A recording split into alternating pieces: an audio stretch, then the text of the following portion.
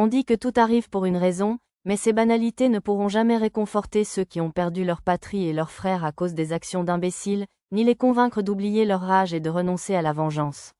Ce n'est qu'en terrassant notre ennemi une fois pour toutes que nous pourrons trouver une issue. Bazan, descendant du Dragonquin, on dirait que rien ne s'est encore produit. Satou observa l'extérieur par la fenêtre d'observation avant du dirigeable qui survolait l'océan, contemplant les toits richement couverts des maisons de la capitale royale du royaume de Pialorque, la terre de la transformation. Maître, où devons-nous atterrir le dirigeable? Posez-le là où vous voyez une zone d'atterrissage. Oui, maître. Nana dirigea le dirigeable vers une zone d'atterrissage face à l'océan. Un soldat homme-oiseau s'envola du phare du cap pour les accueillir. Miaou, Tama, recroquevillé sur le canapé, se redressa brusquement. Imbécile, cria Urion, l'air furieux. Qu'est-ce qui ne va pas? Bien que la compétence visage impassible de Satou ne le laisse pas transparaître sur son expression, sa compétence détection du danger lançait déjà un avertissement sévère. L'osso est brisé, la destruction commence. Carrion lança un regard noir en direction du temple central de Zaikyon. L'osso n'est pas encore complètement brisé. Nous pouvons encore arriver à temps. Je suis d'accord, Urion. Couvrons le temple d'une barrière. Ensuite, nous y mettrons un terme.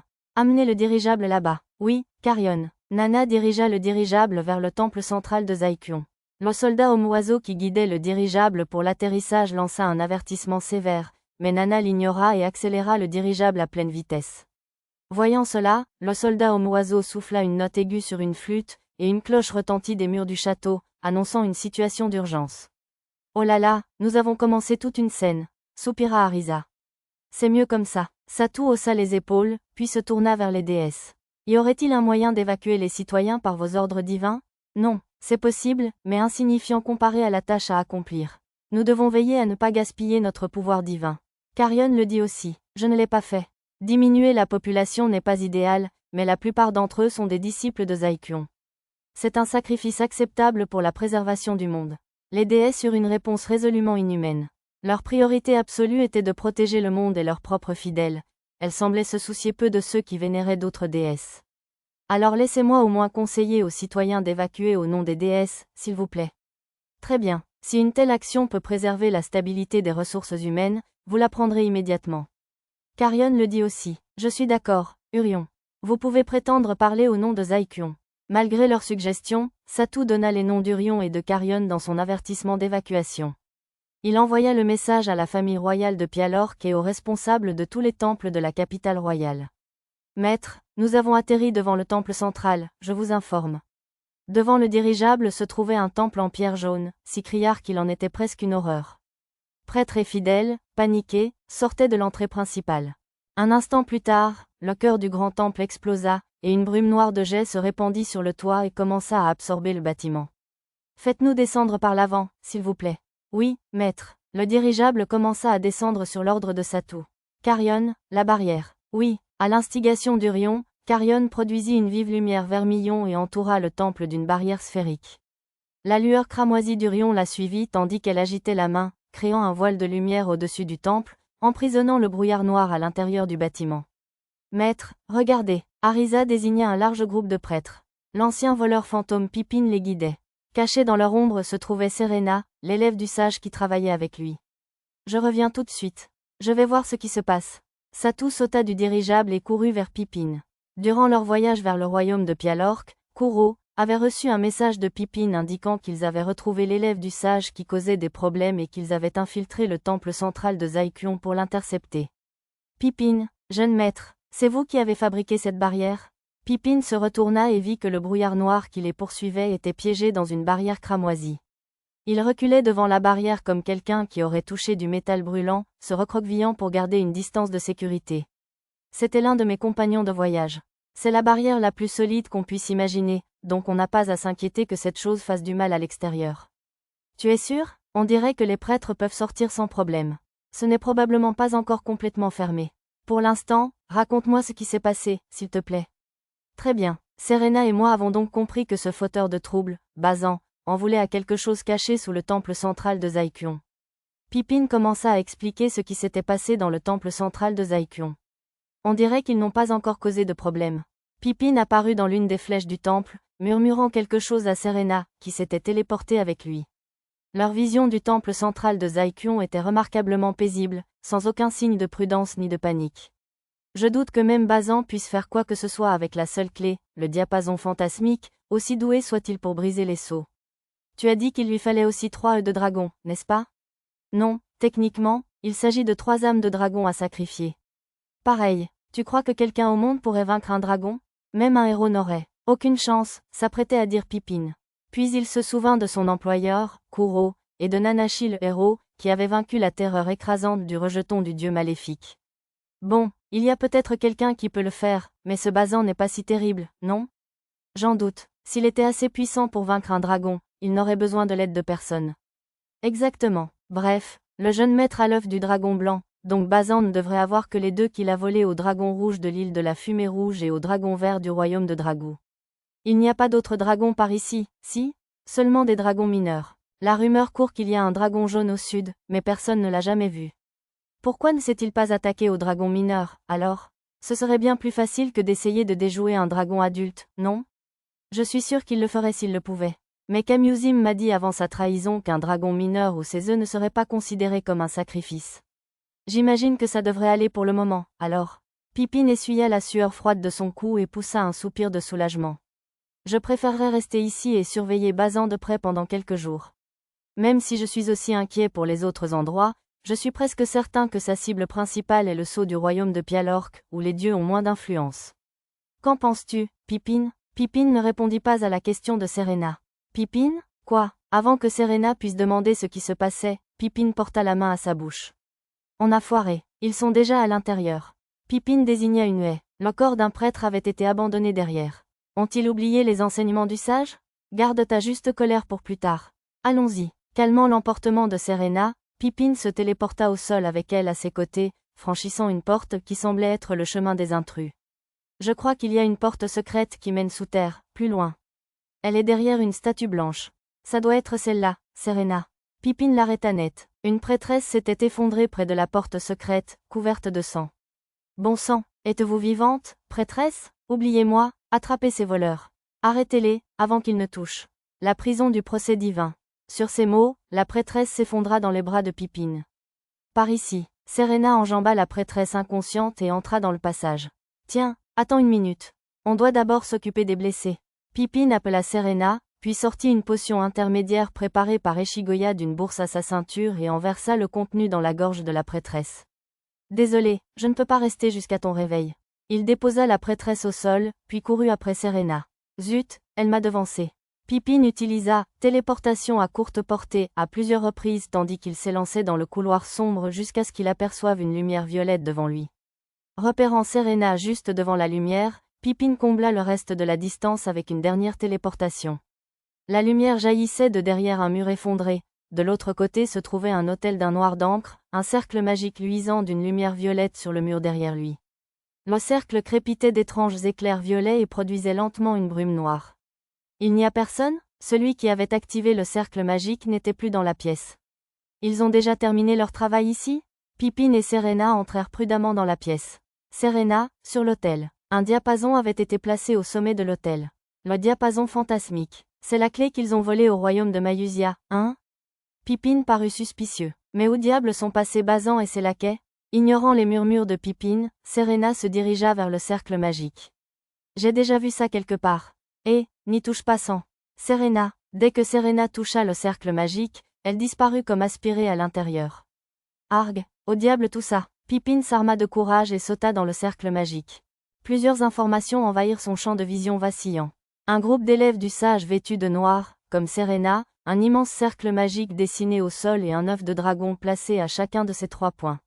Ne fais pas ça, Bazan, cria Serena. Sa voix ramena les pensées confuses de Pippin à l'ordre, et sa vision s'éclaircit. Tu m'as rattrapé, Serena? Bazan écarta les bras au centre du cercle magique. Une barrière, créée par un artefact, empêchait Serena d'y entrer. Elle empêchait même Pippin de se téléporter à l'intérieur. Il n'est pas trop tard. Tu dois arrêter ça, Bazan. Pourquoi le ferais-je? C'était le dernier souhait de ton sage bien-aimé, ce singe. Son ambition était de parcourir le pays et de briser tous les sceaux des dieux. Si tu brises le sceau, tu n'en sortiras jamais vivant. Qu'il en soit ainsi. Je n'ai plus aucun frère vivant à cause de la guerre déclenchée par ces politiciens insensés. Je ne ferai plus qu'un avec la bête divine de la destruction et je terrasserai jusqu'au dernier de ces imbéciles. Cela ne te rendra-t-il pas aussi mauvais que les politiciens qui déclenchent des guerres inutiles? Tu ne comprendrais pas. Mon seul désir est la vengeance. Pippin n'écoutait qu'à moitié l'échange entre les étudiants liés par le destin, observant la salle et se creusant la tête pour trouver une issue à ce pétrin. Incroyable qu'il y ait eu un autre œuf. Pippin et ses compagnons avaient récupéré l'œuf du dragon blanc, l'œuf du dragon rouge avait été volé sur l'île de la Fumée Rouge, et l'œuf du dragon vert avait été volé au royaume de Dragou. Mais apparemment, il restait un autre dragon qui avait encore un œuf, après tout. La compétence « analyse des marchandises » de Pippin lui indiqua que le dernier œuf était l'œuf du dragon jaune. Un brouillard noir s'enroulait autour de l'œuf, et les éclairs violets produits par le cercle magique crépitaient violemment. Pippin soupçonnait que le seau était sur le point de se briser. Ça ne se présente pas bien. Si je pouvais juste me téléporter dans la barrière, je parie que je pourrais faire quelque chose. Le regard de Pippin tomba sur un délicat appareil magique à l'extérieur du cercle magique. C'était probablement l'artefact à l'origine de la barrière. Pippin sortit une dague de son sac. Je ne m'attendais pas à ce que la dague que le seigneur Kuro m'avait donnée soit utile dans un endroit pareil. Pippin concentra son pouvoir de téléportation sur la petite dague et réussit à la téléporter dans la barrière. Elle frappa l'artefact et détruisit la barrière, comme il l'espérait. Serena, je sais, dague de Karotan Fua. Un talisman d'un blanc immaculé jaillit de la main de Serena, se transforma en lame et transperça la poitrine de Bazan. Malédiction. De toute évidence, la magie de défense et les runes de retardement qu'il avait autrefois protégées de la magie de carreau de Serena avaient été désactivées pour se concentrer sur la tâche magique majeure, détruire le sceau. Bazan s'écroula au sol. J'aurais dû porter une armure plus épaisse. Personne ne répondit à la remarque désinvolte de Pippin. Bien qu'il l'ignorât, les robes noires que portaient les élèves du sage avaient une puissance de défense bien supérieure à celle d'une armure métallique ordinaire. C'est juste que le sort de Serena avait été spécialement conçu pour frapper sa camarade. Tu pourras te calmer après avoir récupéré ses œufs. Pippin ramassa un des œufs dans le cercle magique. Je crains de ne pouvoir te laisser faire ça. Une voix de femme retentit au moment même où plusieurs fouets s'élancèrent et volèrent l'œuf des mains de Pippin. Bazan était encore plus faible que je ne le pensais s'il s'était laissé aller à une mauviette comme toi, Serena. Une femme séduisante apparut dans la pièce. Si Satou ou le samouraï de l'île de la Fumée Noire étaient là, ils auraient peut-être remarqué que son visage était celui du voleur vêtu de noir décapité par le général samouraï. Oh! Ces fouets dansèrent sans effort, forçant Pippin et Serena à s'éloigner du cercle magique. La dague lancée par Pippin fut projetée au loin. Même lorsqu'il se téléporta derrière elle et lui transperça le cœur de sa lame, elle ne parut pas affectée lorsqu'elle contre-attaqua. Urg, tu es immortel ou quoi? Pippin serra son bras cassé en se téléportant, puis soigna sa blessure avec une potion magique. Réveille-toi, Bazan. Qu'elle m'arrête. Au mot de la femme, Bazan, jusque la mort, se releva. En y regardant de plus près, on remarqua une cicatrice irrégulière sur le cou de la femme, comme maladroitement recousue. Je m'occupe de ces imbéciles. Dépêche-toi de défaire le seau. Je ne te laisserai pas faire. Glisse, Roussoufou. Serena déchaîna une pluie de tuiles enchantées sur les œufs de dragon, clé essentielle du cercle magique. Pas question, ma belle. Les fouets de la femme protégeaient les œufs du sort. Qu'elle m'arrête. Sur l'avertissement de Bazan, elle réalisa que Pippin avait volé l'un des œufs. Pippin était introuvable dans la pièce. Il avait dû s'en emparer et s'enfuir. Bazan, il est temps d'utiliser notre dernier recours. Très bien. Bazan se téléporta à l'endroit où se trouvait l'œuf volé. Arrête. Tu as des envies de mort, Bazan? Oh, tais-toi, ma douce. Tu as déjà tué Bazan toi-même, tu te souviens? Les fouets de la femme s'abattèrent pour empêcher Serena d'intervenir. Le sang ancien qui coule dans mes veines, l'âme ancienne qui façonne mon cœur. Je l'offre en sacrifice. Que mon corps, celui du dernier dragon vivant, soit le martyr qui achève la cérémonie de dénouement du sceau. Bazan, tais-toi. Le cri de Serena tomba dans l'oreille d'un sourd. Bazan sortit son cœur de sa poitrine déchirée et le brandit. Le brouillard noir qui s'échappait du cercle magique se transforma en torrent. Ô ancien, scellé par les dieux, sors des profondeurs de la prison des dieux. Du sang écuma de la bouche de Bazan tandis qu'il riait triomphalement. Les œufs furent dévorés par les ténèbres, puis Bazan lui-même, avec son cœur offert. Une fois tous absorbés, les ténèbres débordèrent et recouvrirent entièrement le cercle magique. On dirait qu'il est grand temps de me faire oublier. À plus tard, perdante. La femme jeta un objet semblable à un filet sur Serena, puis sortit précipitamment de la pièce. Je suppose que me jeter dans ces ténèbres ne mènerait qu'à une mort inutile. Serena hésita, puis franchit le cercle magique pour fuir à son tour. Le brouillard noir la poursuivit, comme pour la poursuivre. Elle traversa le passage à toute vitesse, mais le brouillard s'accéléra. Je ne peux pas m'enfuir. Partout où le brouillard noir touchait la pointe de ses cheveux roux ou sa cape, il se réduisait en cendres. Alors que Serena avait perdu la moitié de ses cheveux et de sa cape et était sur le point d'abandonner l'espoir de s'en sortir vivante, elle se tourna vers lui. Serena. Par ici, Pippin. Pippin attendait juste devant l'escalier. Juste avant que le brouillard ne la rattrape, la main de Serena effleura la sienne. Téléportation. Pippin et Serena retournèrent au rez-de-chaussée du temple, attrapèrent la prêtresse encore inconsciente et sortirent. Un bruit retentit derrière eux, comme si quelque chose se brisait. Pippin se retourna et vit quelque chose apparaître, englouti par le brouillard noir. Se tordant comme un serpent, une tentacule de brouillard toucha un prêtre en fuite, et le corps de l'homme se déchira de l'intérieur, sembla se retourner, exposant ses muscles charnus et déversant ses entrailles sur le sol. Oh merde! Pippin avertit tout le monde de quitter le temple, rassemblant autant de personnes que possible en chemin jusqu'à ce qu'ils franchissent les portes en toute sécurité. Alors oui, sur ce, vous feriez mieux de filer d'ici. J'appellerai le seigneur Kuro. Même si nous n'y parvenons pas, le seigneur Kuro ou le héros trouveront probablement une solution. Pippin laissa les prêtres et prêtresses qu'il avait emmenés avec lui aux soins d'un prêtre qui s'était enfui. Non, nous ne fuirons pas. Carrion le dit aussi. Je suis d'accord, Urion. Qu'il soit bien connu qu'il s'agit désormais d'une guerre sainte. Tous les êtres vivants de la zone concernée se soumettront à la volonté des dieux. Urion et Carrion rayonnèrent respectivement d'une lumière cramoisie et vermillon, projetant des ondulations de lumière des mêmes couleurs. Ceux qui tentaient de fuir s'arrêtèrent brusquement et préparèrent leurs bâtons et leurs armes, l'air déterminé. Déesse Urion, la foule ne fera que nous gêner. Nous pouvons gérer le combat seuls. Non, l'union fait la force. Je vais convoquer les chevaliers et les soldats de ce royaume. Mais les prêtres sans expérience du combat ne seront sûrement d'aucune utilité. Non, leur magie sacrée nous sera d'une grande aide. Satou tenta de convaincre les déesses d'éviter les sacrifices inutiles, mais sa demande fut rejetée avec une logique inébranlable. Dites, déesse, interrompit Arisa. Ne pourrions-nous pas demander aux prêtres et aux civils de prier pour notre victoire en lieu sûr? Les prières produisent un pouvoir divin, n'est-ce pas? Ne serait-ce pas plus efficace? Cela mérite réflexion. Carrion, quel est ton avis? Oui, la proposition du jeune homme est judicieuse. Carrion hocha la tête, et les prêtres s'enfuirent comme des chevaux libérés de leurs jougs. Les déesses avaient dû les libérer de leurs ordres divins. Mais tandis que les prêtres étaient libérés, leur pouvoir se répandait dans les lointaines casernes de l'armée du royaume de Pialorque et les camps de mercenaires. Tout le monde, prêt au combat. Force d'intervention rapide en service, en mouvement. Ordonnez aux mages d'activer l'escouade de golems lourds. Sur ordre du général, les soldats commencèrent à se préparer aussitôt. Ils s'agitaient tous avec autant de fébrilité que lors d'une attaque ennemie surprise.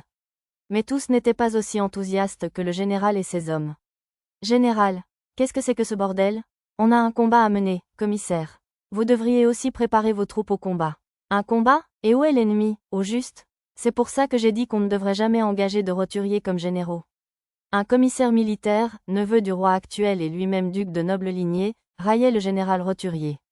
Cessez immédiatement ces plaisanteries insensées. Vous comptez vous rebeller contre sa majesté le roi? Vous ne comprenez pas, commissaire? C'est une requête des très honorables.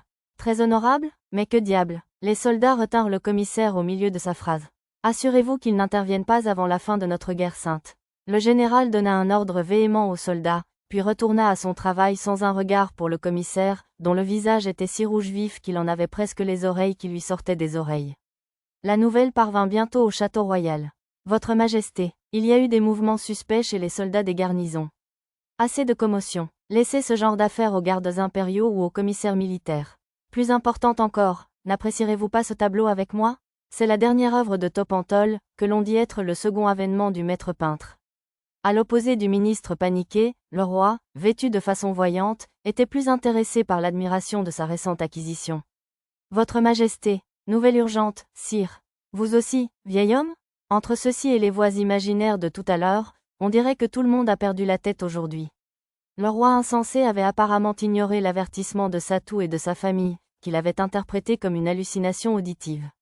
Nous, les quelques nobles qui dirigeons le peuple, devons rester calmes en permanence, voyez-vous. Quand le roi précédent était enfant, interrompre le roi aurait été une grave offense, le vieux chambellan dut attendre qu'il ait terminé son récit avant de pouvoir lui transmettre l'information urgente. Dehors, le prêtre du temple central de Zaikyon, qui avait envoyé le chambellan transmettre le message, s'impatientait dans la salle d'attente. Et toi, ne quitte pas ton poste. Tandis qu'il attendait, le prêtre entendit des cris de colère à l'extérieur de la pièce. Lâche-moi, nous avons une mission sacrée. Quoi de plus sacré que le devoir d'un garde impérial de protéger sa majesté? Et tu te prétends noble? Tais-toi. Tu veux dire que ceux d'entre nous qui n'ont pas un rang à la cour comme toi ne sont pas de vrais nobles? Inutile de discuter. Si vous persistez à vouloir m'arrêter, je devrais employer la force. Les gardes impériaux dégainèrent leurs épées les uns contre les autres dans un face-à-face tendu. De toute évidence, seuls quelques combattants du royaume avaient subi les effets des ordres divins des déesses. Bande d'abrutis, pourquoi vous disputez-vous au château? Aura d'autorité Kenikoji, le ministre militaire, furieux, lança un sort de cœur de la cité grâce au terminal bleu brillant qu'il tenait à la main. La lumière bleue illumina les gardes impériaux, qui s'agenouillèrent sur place, tremblant de peur. Qu'est-ce que je faisais? On dirait que vous avez repris vos esprits. Rassemblez tous les gardes impériaux. Si quelqu'un d'autre se comporte comme vous, maîtrisez-le et amenez-le ici. Essayez de ne pas le tuer si vous le pouvez, même si je me fiche que vous le blessiez légèrement. Maintenant, partez. Les gardes impériaux coururent suivre les ordres du ministre. Que diable se passe-t-il dans ce royaume? Le ministre militaire ressentit une terreur indescriptible dans le couloir désormais vide. Et, en effet, la situation était bien au-delà de l'imagination du commun des mortels. Pendant ce temps, devant le temple, Mia, Satou, Tama étaient en état d'alerte maximale, et Mia lança un avertissement.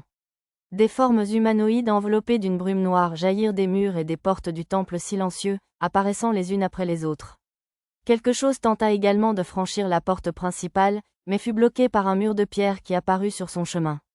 Ce devait être un prêtre maîtrisant la magie de la terre. Il s'échappe de la barrière des déesses, s'écria Arisa. Quelle ruse! Ils ont utilisé les paramètres de la barrière contre nous. Ces créatures sont faites d'humains. Urion avait l'air sombre. Les humanoïdes brumeux profitaient apparemment du fait que la barrière était conçue pour laisser passer les humains. Ce sont les dissidents, des tentacules avides envoyés pour envahir ce monde. L'expression de Carion était grave. Dans la vision de Satou, les humanoïdes enveloppés de brume étaient qualifiés de dissidents par son écran de réalité augmentée. Carion, c'est un savoir tabou. Oui, vous allez tous oublier ce que je viens de dire. Carion avait visiblement tendance à être imprudent par moments. Est-il possible de les retransformer en humains? Non, même si les facteurs sont peu nombreux, il est impossible de les ramener à la normale une fois complètement transformés. Je suis d'accord, Carion. On ne peut y remédier qu'avant leur transformation. Les individus totalement pris au piège ne sont plus des êtres de ce monde. Je vois, Satou a fait ça à cette réponse. Ma main magique les transperce. Il tenta de renvoyer les dissidents dans le temple, mais il ne parvint pas à les attraper. Maître, l'armée locale est arrivée. Lulu annonça depuis le pont du dirigeable, où elle préparait son fusil de précision. L'armée était menée par 10 petits golems d'environ 3 mètres de haut, coiffés de décorations voyantes, suivis de canons magiques et de simples soldats. Il y avait quelques golems de taille moyenne d'environ 6 mètres de haut, mais ils étaient en attente pour protéger le château royal. À l'arrivée de l'armée du royaume de Pialork, ils commencèrent à attaquer les dissidents avant que Satou et les autres ne puissent les arrêter. Waouh, puissant! Quelle attaque incroyable, monsieur! Dans un fracas retentissant, l'armée du royaume de Pialork tira ses canons magiques et ses sorts d'attaque, criblant les dissidents de tous côtés. Ils sont faibles? Arisa cligna des yeux. Bien sûr, répondit Carion. Ils n'ont reçu que le minimum de facteurs de discordance pour franchir la barrière. Satou et ses compagnons observèrent, avec une légère déception, les dissidents s'effondrer sans combat. Une fois la première salve terminée, un escadron de chevaliers à cheval lança une charge sur les dissidents. C'est presque trop facile. La charge des chevaliers ne fit qu'une bouchée des dissidents, réduisant rapidement leurs effectifs. Dans leur sillage, des fantassins chargèrent ce qui restait de l'essaim. Miaou, il y a quelque chose qui cloche. Tama et Pipine furent les premiers à remarquer l'étrangeté. Les soldats qui massacraient les dissidents se plia soudain en deux de douleur, jetant frénétiquement leurs boucliers et leurs armes, et ôtant désespérément leurs armures avant de prendre la fuite. Le reste de l'armée royale soutenait leur retraite par des attaques à distance et les golems portant des boucliers. Les dissidents les corrompent-ils? Oui, leur pouvoir corrupteur est faible, mais rester en contact avec eux pendant une période prolongée est déconseillé. Effectivement, les chevaliers qui n'avaient que brièvement piétiné les rangs des dissidents ne semblèrent pas affectés. Ils ont repris vie, je vous le rapporte. Dur. Les dissidents, immobilisés par la première attaque, se rassemblèrent comme un liquide et gonflèrent. Les attaques ayant brisé leur corps, les dissidents reformés ne purent conserver une forme humanoïde, se déplaçant par à-coups vers l'armée, à mi-chemin entre un zombie et une substance visqueuse. Certains absorbèrent les armures et les armes abandonnées des soldats et les inséparèrent de leurs vaisseaux, ou commencèrent à fusionner avec d'autres pour créer des dissidents plus imposants. Semblant menacée ou effrayée, l'armée royale lança une vague d'attaques encore plus intense. Ah! Quelques tirs perdus de cette volée percèrent les murs du temple, et l'un d'eux toucha la masse principale de brouillard noir encore emprisonnée dans la barrière d'Urion. La créature brumeuse sortit alors de son état de stagnation et se débattit activement, projetant des tentacules de brouillard contre la barrière rouge. Attention, la barrière risque d'être détruite. Il reste environ 2700 unités de temps. Tu veux dire qu'il faut le détruire de l'extérieur de la barrière avant la fin du compte à rebours? S'exclama Arisa, ravie, préparant son bâton. C'est un combat de boss classique. Non, la barrière se brisera avant la fin de ton champ. Tandis qu'Urion parlait, une légère fissure se forma dans une section de la barrière, et l'un des tentacules de brume s'étira en un mince fouet, terrassant l'armée royale en quelques instants. Les golems furent réduits en miettes comme des figurines en papier mâché, tandis que les soldats étaient massacrés dans un bain de sang. Tout se passa si vite que même Satou et ses compagnons ne purent intervenir à temps. Pourtant, Satou passa à l'action. Par ici, Satou se téléporta instantanément loin de ses compagnons grâce à « téléportation », tirant à plusieurs reprises sur le tentacule brumeux avec un pistolet magique. Les balles légères semblèrent toucher le tentacule, mais le traversèrent sans causer de dégâts. « Je ne peux pas te laisser tout le plaisir, jeune maître. » Pippin se téléporta à plusieurs reprises, attaquant avec des couteaux de jet et une baguette de feu. « Déesse Urion, renforcez la barrière pendant qu'on l'occupe, s'il vous plaît. » Cria Satou. « Non. C'est impossible maintenant que la frontière a été franchie. Je vais la réduire en miettes. Je te confie le reste. Carion, installe une autre barrière. Le coût de 2 barrières est trop élevé. Je vais retirer temporairement la barrière extérieure. Mortel, veillez à ce que cela ne réduise pas le nombre de civils. Très bien. Lisa, ramène l'avant-garde avec toi et va combattre les dissidents. Attention à ne pas rester trop longtemps à proximité. Arisa et Mia, vous êtes en soutien. Satou accéda immédiatement aux nobles requêtes des déesses et donna des ordres à son groupe. Commencez. Urion trancha le tentacule d'une lumière cramoisie, tandis que Carion prenait en charge le maintien de la barrière intérieure. Le tentacule ondulait dans les airs, et Urion le déchira d'un coup de lame. Après avoir déchiqueté le dissident, Urion ajouta sa propre barrière par-dessus celle de Carion pour empêcher le brouillard de percer à nouveau. Oh! Regardez là-haut. Mia et Lulu furent les premières à remarquer le problème. Le tentacule déchiqueté avait fusionné avec certains des dissidents au sol, formant une masse bien plus imposante. Être plus grand fait de toi une meilleure cible pour l'incroyable Arisa. Arisa lança un sort de magie du feu avancé à cible unique sur l'énorme dissident. L'énorme boule de feu transperça le torse du géant et arracha une grande partie de la tempe. Il l'a traversé? Ma lance magique ne semble pas l'affecter non plus. Les tirs de lame magique le traversent aussi, monsieur. Et le ninjutsu? Mes balles physiques et le pistolet flamme n'ont aucun effet. Les épées magiques et les sorts normaux sont une chose, mais même la lance criquet magique de Lisa, recouverte de crocs de dragon, ne fonctionne pas? Satou fut intérieurement surpris par le rapport de ses compagnons. Nos attaques ne le touchent pas, même si ces attaques peuvent nous blesser? Laissez-moi tranquille, c'est une ombre venue d'une autre dimension, répondit Carion à la plainte d'Arisa. À moins de viser le noyau qu'elle utilise comme réceptacle, aucun moyen mortel de l'attaquer ne l'affectera. Alors si on fait tout exploser? Arrête, Arisa. Tu détruiras aussi la ville derrière. Lulu arrêta sa sœur en retroussant ses manches. Attention, vite, hurla Satou en voyant le dissident géant déployer une masse de tentacules et bondir sur ses amis. Forteresse. Phalanx, monsieur. Nana activa sa forteresse, et Pochi utilisa Phalanx, mais les tentacules du dissident géant les traversèrent sans effort pour attaquer les filles. Elles ne remarquèrent pas que le noyau du dissident, le seul à posséder une forme corporelle, se dissolvait en étincelles au contact de la forteresse. Stactile Jou Kabefu, l'élève du sage, Serena, tenta de les soutenir grâce à la magie des tuiles, que les tentacules ne traversèrent qu'avec la même facilité. Alors que Satou tentait d'utiliser « distorsion » pour leur venir en aide, un autre dissident géant lui barra la route.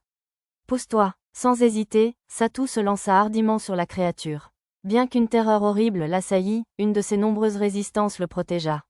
Au moment où il traversa le corps du dissident, il sortit une lame divine de son stockage et frappa vers le haut, terrassant la créature géante sans que personne ne découvre sa méthode. Satou traversa les restes du dissident et vit une barrière vermillon briller entre ses compagnons et les tentacules. « La barrière de Carion !» s'exclama Satou avec soulagement. De toute évidence, même les attaques du dissident, capables de traverser les obstacles physiques et magiques, ne parvenaient pas à percer la barrière d'une déesse. Voyons voir ce que ça vous donne. Serena lança un artefact. Il se brisa sur la tête du dissident géant, et des chaînes de lumière ligotèrent les créatures pieds et poings.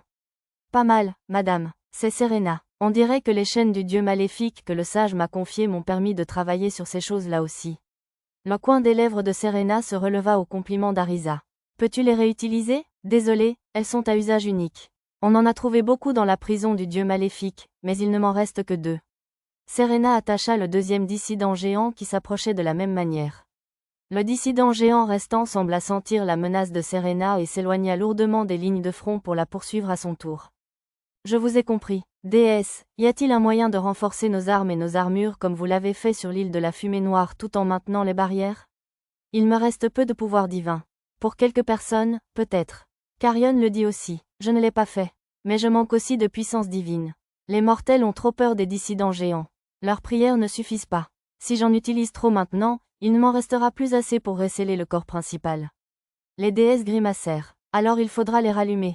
Manipule les foules avec un discours émouvant. Arisa leva un regard triomphant vers Satou, comme si elle avait eu une idée de génie. J'imagine que tu as un plan? Pippin la regarda, puis se tourna vers Serena. Serena, toi et moi, on va leur faire gagner du temps. Compris. Pippin attrapa Serena et utilisa téléportation à courte portée pour entraîner le dissident géant qui la poursuivait dans une joyeuse course-poursuite. Les surveillant d'un œil, Arisa expliqua son plan à Satou. Maître, j'ai une idée. Projette l'image de ce monstre assez grande pour qu'on puisse le voir de partout dans la ville. Celui qui n'est pas enchaîné. Satou utilisa son sort d'illusion pour faire apparaître le dissident géant. Il alla même au-delà des attentes d'Arisa en ajoutant un rugissement effrayant grâce à sa compétence, ventriloquie. Les citoyens étaient déjà anxieux face à la marche déterminée des forces armées dans les rues et aux explosions terrifiantes qui suivirent. Puis ils aperçurent la bête gigantesque se profiler au-dessus du centre-ville, près du temple central de Zaikyon. Kyo, quoi? Qu'est-ce que c'est que ce bordel? Un monstre d'une taille effroyable les fusilla du regard et poussa un rugissement terrifiant. MMONSTEREER. Courez, courez pour ça. La foule fut prise de panique, se bousculant et s'enfuyant. N'ayez pas peur, mortels. À cet instant, une lumière vermillon se rassembla au-dessus de la porte principale de la ville et forma l'image flottante d'une jeune fille. Je suis Carrion, je vous protégerai de ce signe avant-coureur. La jeune fille agita la main, et un mur de lumière rouge bloqua le passage du monstre qui tentait de foncer vers la ville. Le monstre frappa le mur avec fureur, l'écho du fracas secouant le cœur des habitants. Mortels, ne cédez pas à la peur, car elle ne fait que renforcer le pouvoir du monstre. Une autre jeune fille apparut au-dessus d'une autre porte, dans un éclair de lumière cramoisie. Je suis Urion, je vais lier la bête redoutable avec le pouvoir des dieux. La seconde jeune fille leva la main, et des chaînes de lumière rouge apparurent et s'enroulèrent autour du monstre en pleine déroute. Bien que ce ne fût pas le langage habituel des déesses, les habitants du royaume de Pialorque étaient peu susceptibles de s'en rendre compte.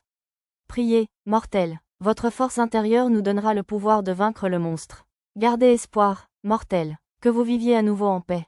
Vos prières pieuses nous donneront la force de détruire le mal. Les déesses s'adressèrent directement à la foule. Bien que le reste ne fût qu'une mise en scène de Satou, le dernier mot qui suivit sortit directement de leurs lèvres. Prier, ce n'était qu'un mot bref, mais il était empreint de la puissance d'un commandement divin. La foule baissa la tête et pria, pour elle-même, pour ses familles et, surtout, pour une vie paisible. Oh, quelle surprise! Oui, je ne m'attendais pas à recevoir des prières aussi puissantes. Carrion le dit aussi, je ne m'attendais pas à recevoir des prières aussi puissantes. Tu délires, Urion, mais avec autant de prières, nous pouvons t'accorder assez de pouvoir pour détruire la saleté. Les déesses appliquèrent la puissance divine aux armes de Satou et de son groupe. Arisa, Lulu, Mia, vous trois, abattez les dissidents géants déjà enchaînés. Nous autres, nous irons vaincre l'homme libre que Pippin mène en bateau.